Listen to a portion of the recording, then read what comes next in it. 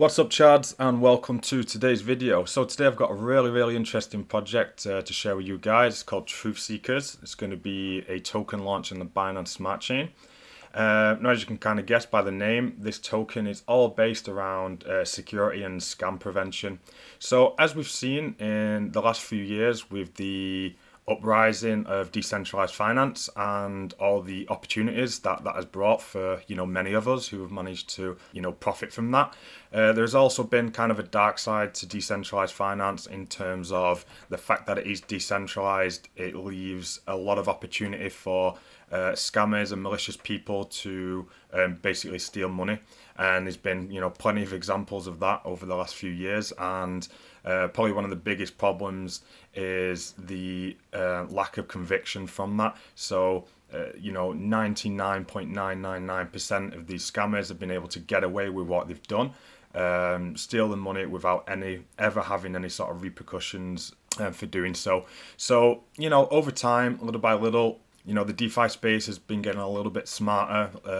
There's been a few protocols out there aimed at helping bring in some security to the DeFi world. And also, I'm pretty sure there'll be some more regulation brought into the DeFi world in the next couple of years. Now, TruthSeekers definitely aims to be a pioneer in bringing more security to the DeFi world.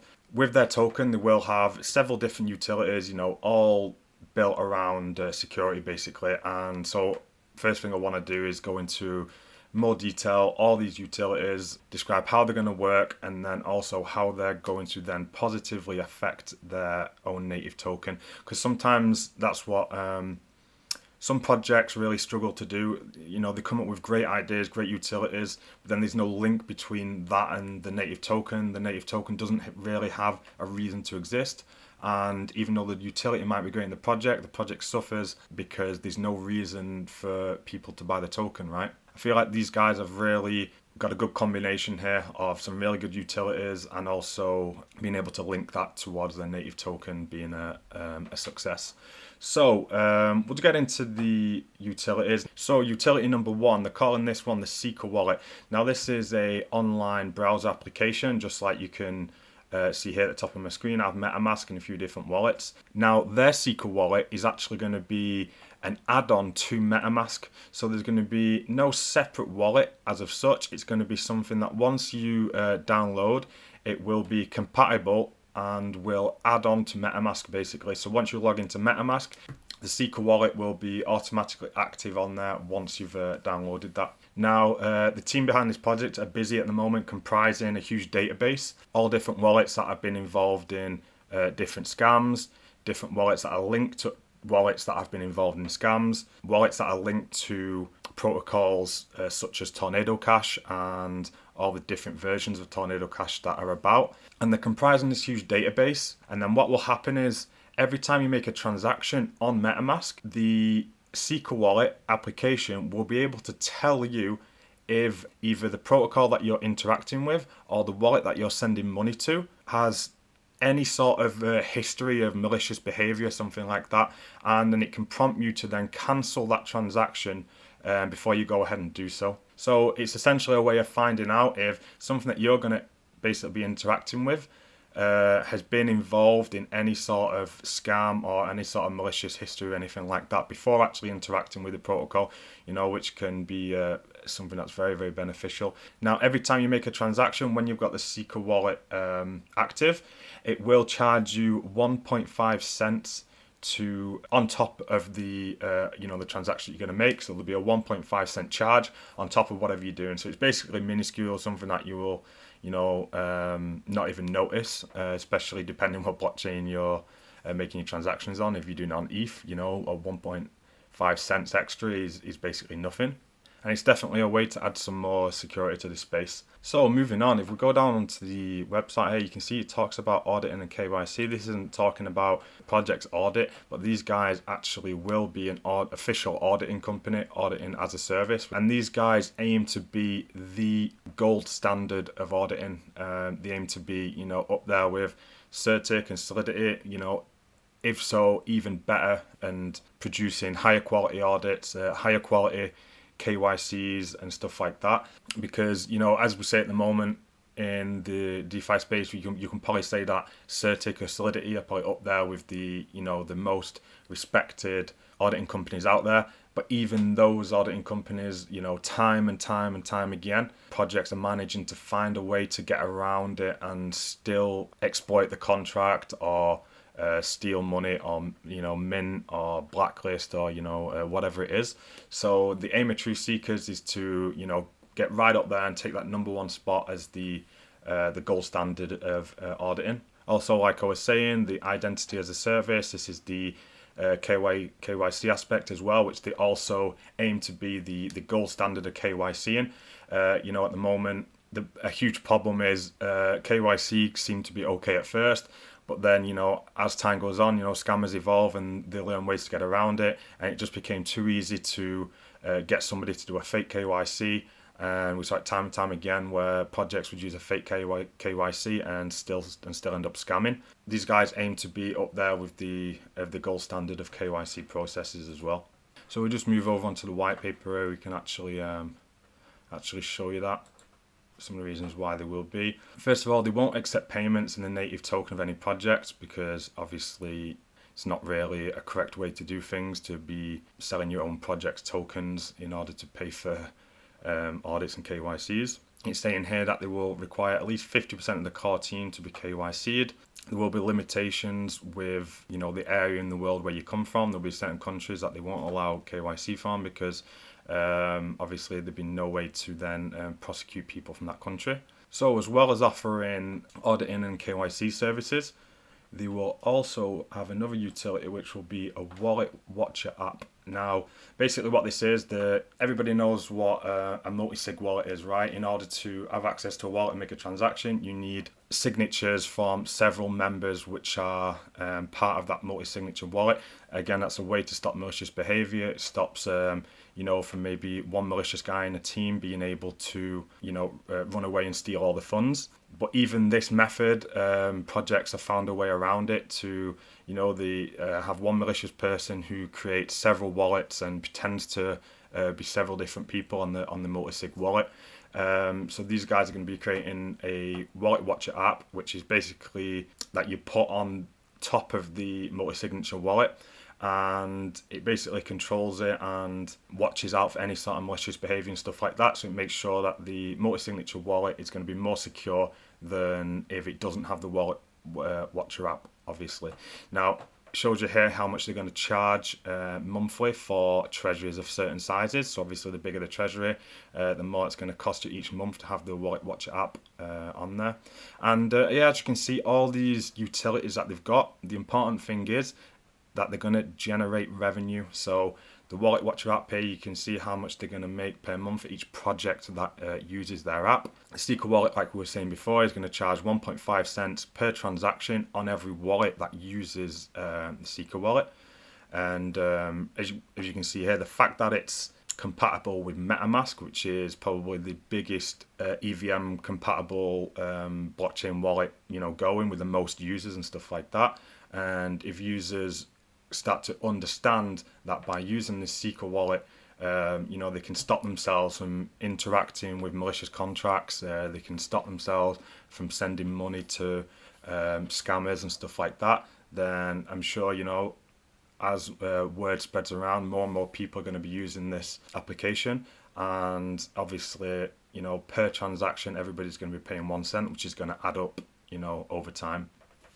Also, with the auditing and KYC service, that is also going to bring in additional revenue. Now, this is important when you go into what I was talking about before, between the link between the token and the utilities.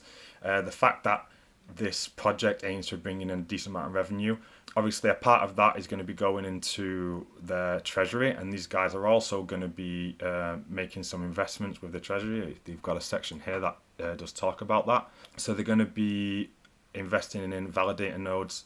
So basically a validator node, for somebody who as a beginner doesn't really understand that, proof of stake blockchains, they require validator nodes in order to process the transactions, and the validator nodes are what take a little bit of money for doing that. Just like in proof of work, like Bitcoin, it's the miners that process the transactions and make a little bit of money from that. Well, the validator nodes do that on the proof of stake blockchains. However, obviously it costs a lot of money to get them, so most people can't afford them, especially for Ethereum and stuff like that. It says the investments are going to be put into some trading bots as well, and they have got a DeFi investment manager and a DeFi investment team behind it who are going to be making some investments as well. As you can see here, it says the same thing here. Well, here's an example in Ethereum. Now that they've moved over to proof of stake, somebody needs 32 Ethereum to have a validator node, which obviously for most people is a little bit too much. So I think that moves into the next section that I wanted to talk about, where this project obviously doesn't just rely on buys and sells of its own native token in order for the chart to move up or move down, or to gain some revenue through the taxes, which are going to be a 0% buy tax, by the way, and a 5% sell tax. I guess we can move over there. Maybe they've got some tokenomics somewhere. Truth token here. As you can see here, no buy tax and 5% sell tax. After 1 year, they are going to try and bring that tax down to 1% or 0%. I guess it's obviously going to help with being able to be listed on exchanges and stuff like that. And more importantly, the revenue generated from all the different utilities and plus the revenue generated from the investments are going to be used for two different things. It's going to be used for buybacks in the token. So obviously a certain amount of percentage of, it says here actually, so TruthSeekers treasuries will use 80% of net profits after expenses to buy back and burn the Truth token. So not only is 2.5% of each transaction is going to be burnt, but 80% of the net profits from the treasury is going to go back to buying and burning the token. So this will be a very, very deflationary token by nature. These guys also do offer NFTs, and so what will happen if you buy one of these NFTs, you will have basically a stake in the company. So it's essentially a DAO, and your NFT will mean you own a part of the company. So it means you will also get a part of the revenue stream. So a small percentage of that revenue stream every month will be paid out to the NFT holders as well.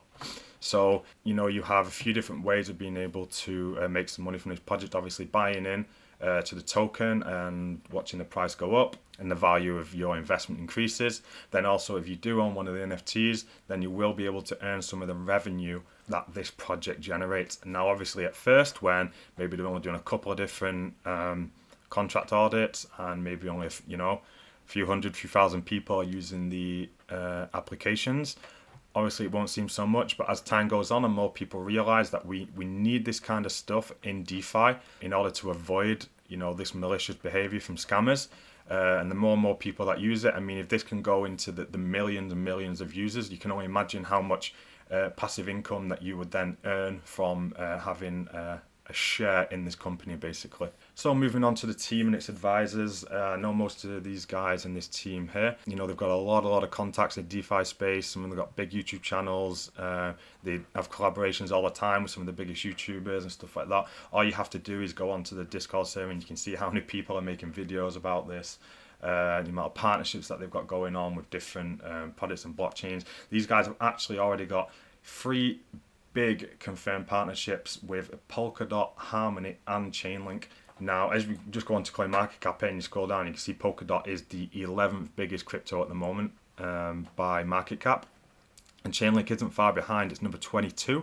Harmony was in the top 50 at one point, but it had some big problems recently and has dropped out of there, but it's still a huge cryptocurrency nevertheless. These aren't small little tokens or protocols. These are huge cryptocurrencies which have their own blockchains and ecosystems around them. And these are kind of cryptocurrencies that they wouldn't be dealing and making partnerships with anybody, right? They're only going to be very selective in choosing the projects that they want to have a partnership with. I think the fact that TruthSeekers has found partnerships with Polkadot, Harmony, and Chainlink just kind of shows the seriousness and the potential of this project. These guys actually did host their first seed sale recently, which did end as of yesterday. Yeah, I wanted to actually get this video out earlier, but I have been on vacation for the last few weeks, so I've not been able to make any videos. But it doesn't really matter because they will be having a pre-sale phase after this. So as of yet, they haven't released any details as to when exactly the pre-sale will be. However, they did estimate that it will be around 45 to 60 days after the seed sale round. So considering that this is just finished now, maybe in 45 days or so, obviously I'm sure before then we will know more details about the pre-sale. However, what I can tell you is that the seed sale was sold at 40 cents per token, and it had a minimum contribution of 500 BUSD and no limit to it. Now the pre-sale will be 10 cents higher, so you will buy at 50 cents per token, and I'm pretty sure that there will be a 500 minimum contribution as well and no limit. And then the launch price will be 60 cents per token. So even if you missed the seed round and you buy in the pre-sale round, you will still get a discount compared to the launch price of the token. So I was really excited to share this from you guys. The whole DeFi space is in need of projects and protocols like this, which aim to combat the malicious side to decentralized finance in order to make the space much safer. So what I will be doing is I will be putting all the links to this project, the website, the Discord, all that good stuff in the description of the video, as well as links to my Discord channel as well, where I talk about, a bunch of different projects like this one up and coming. I try and talk about them as early as possible, in these either seed sale or pre-sale phases, so you can get yourself into these projects at the earliest opportunities, which usually is the best time to yield the best return on investments. And so as always, guys, thanks for listening. Until next time, bye.